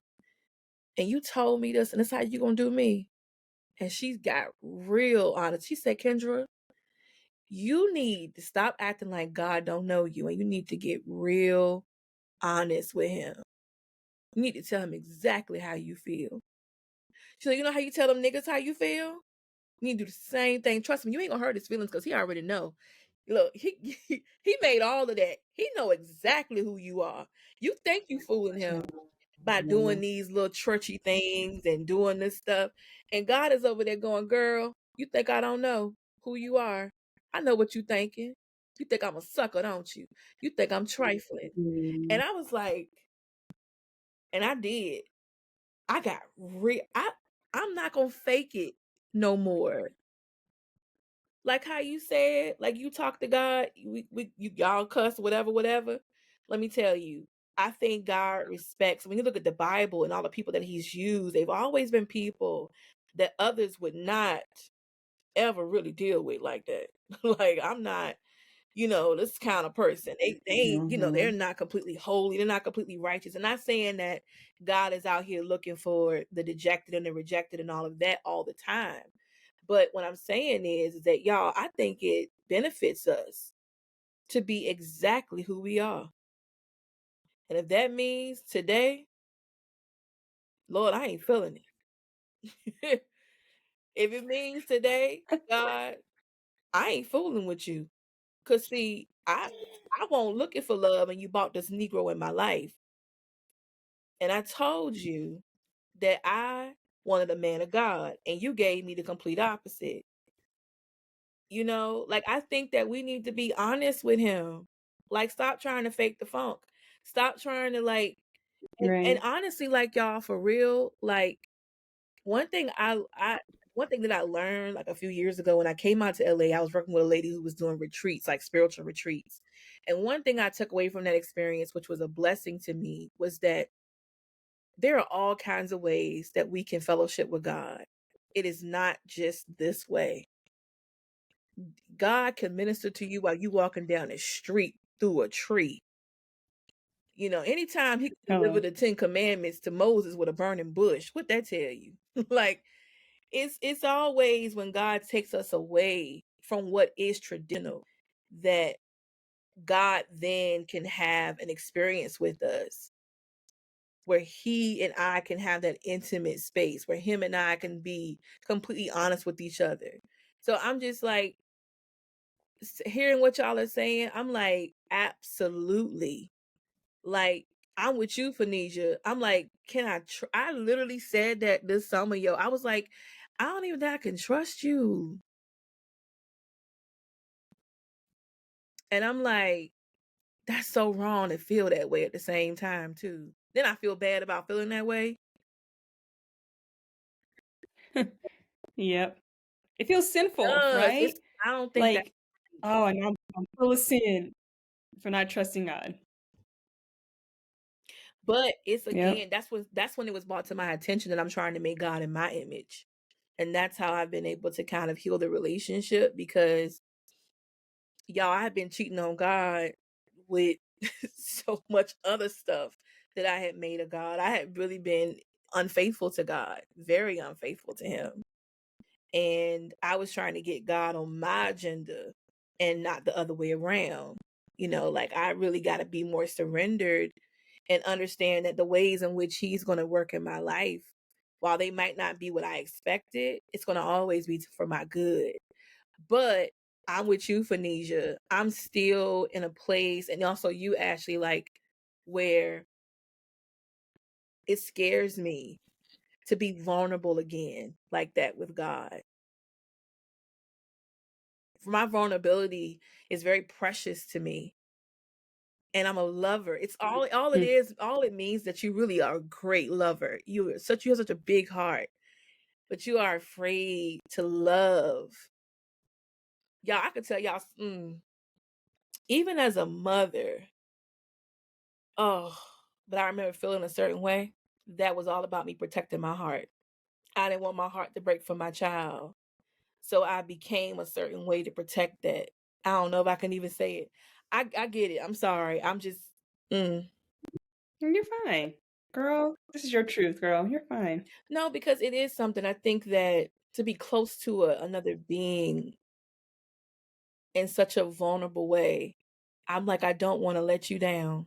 So sometimes you don't even give all of you to your Woo, girl. We get it. I do. We do. I really do. We get it. I think a lot of women, especially Black women, we hide so much of ourselves because we hurt. We Yeah. know what that hurt feels like, and we don't, even if we're dealing with Mhm. someone as pure as our own children, it's still part of ourselves. I think we hold back and we hide for fear of being hurt. Jesus. Yes. Yeah, I agree. Yeah, I see that. Lord, whew, y'all. Or even hurting them. Hmm. It's been a little deep. Yeah. Whew.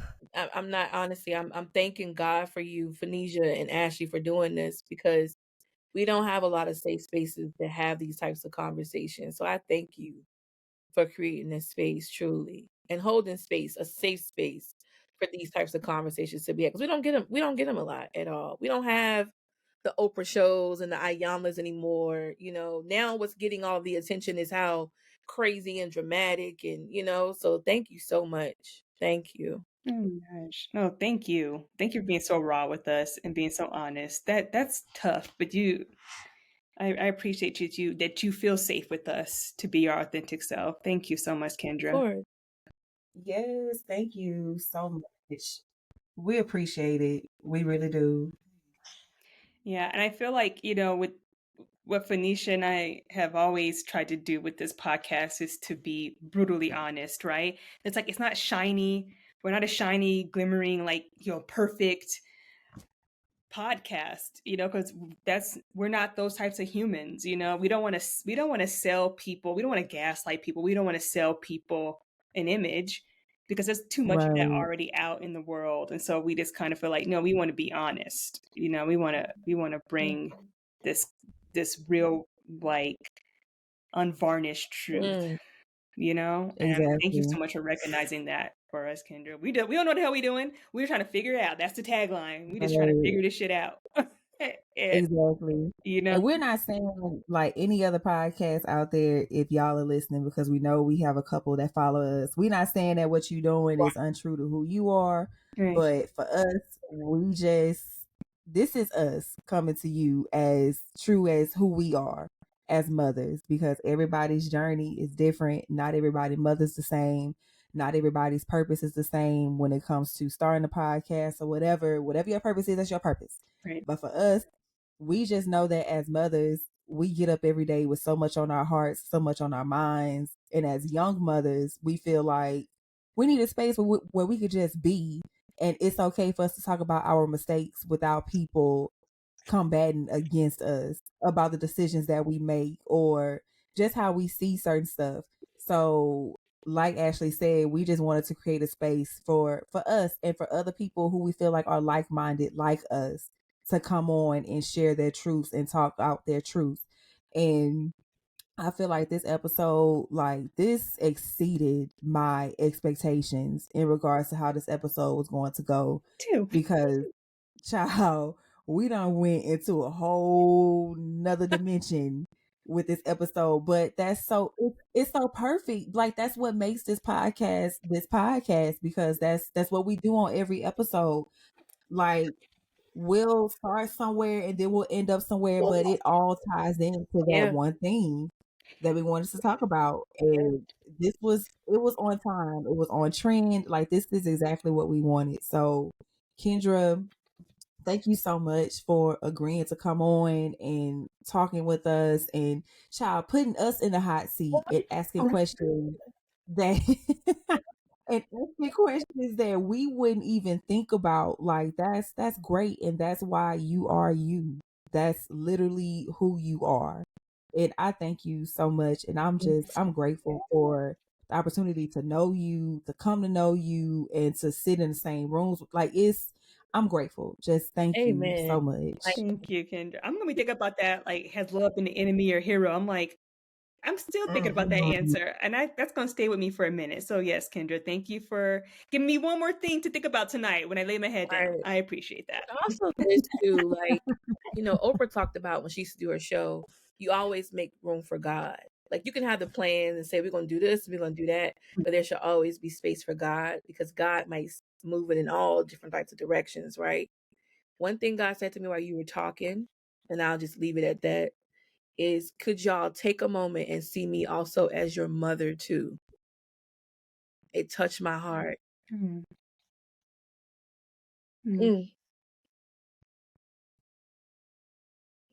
Sorry. If I saw Oh, God as my please. mother. Jesus. Because we know sometimes with mothers, like, you have to wean your baby at some point, and they'll cry and they'll want you, but you know it's for their best that they have to grow up and they have to learn certain things apart from you, but it still doesn't mean you doesn't love them. And when you were talking, God said, can y'all please see me as your mother too? And I never thought about it like that before. I never looked at God like a mother. And so I just want to leave y'all with that because it touched my heart when God said, can you please see me as your mother too? It's like, my God, thank you for being my mother when I didn't know it was better for me. And I thought you were against me, but you were being my mom. So I just wanted to say that to y'all. I don't know why I just came with my spirit so strongly, but I just had to share that. So yeah, thank y'all. Thank you so much. Ooh, thank you for saying that. Yes. And just Thank you. like that, my relationship and how I see God has a new Woo, dimension. Thank you, Jesus, Kendra. thank Thank y'all. you. Mhm. Wow. And on that note, Mm. oh, thank you, y'all. Thank you, Ash and Kendra. Thank you, everybody, for chiming in to this episode. I don't even know what the outro is. Look, This has been a very special episode of Not Another Mother thank podcast, y'all. I really hope after listening to this, y'all leave us your DMs and you leave us comments, Mhm. tag Kendra, tag us, let us know about Please. your journey, your motherhood, your faith. Because it's a real one, y'all. This is a deep one. Faithful It listener. is. Oof. Thank y'all so much for chiming in. We'll see y'all next time. Deuces. Peace, y'all.